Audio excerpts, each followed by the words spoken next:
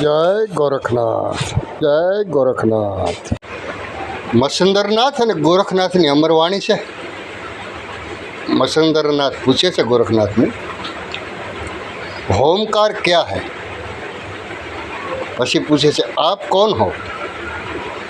પછી પૂછે છે માતા कौन है? પછી પૂછે છે પિતા कौन है? પછી પૂછે मन में સહેજ શાંતિ कैसे बनी रहे?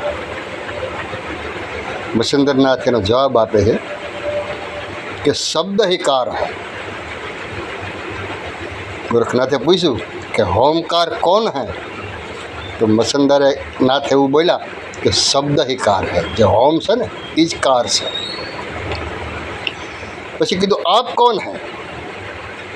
તો મસંદરનાથે કીધું કે જ્યોતિ સ્વયં મારા સ્વરૂપ હૈ. જે આ જ્યોતિ છે ને એ સ્વયં મારું સ્વરૂપ છે એ મસંદરનાથ કહે છે. પછી પૂછ્યું માતા કોણ હૈ?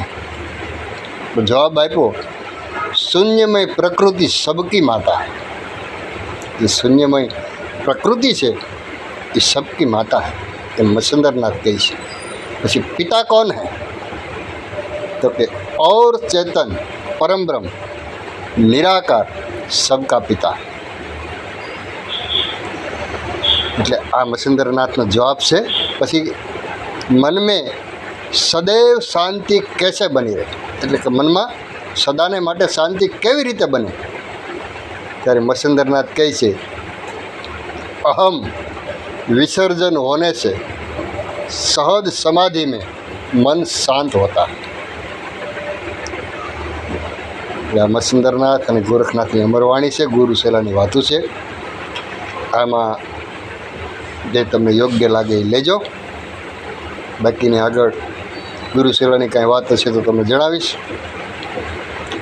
જય અલેખ ધણી. જય મસંદરનાથ, જય ગોરખનાથ.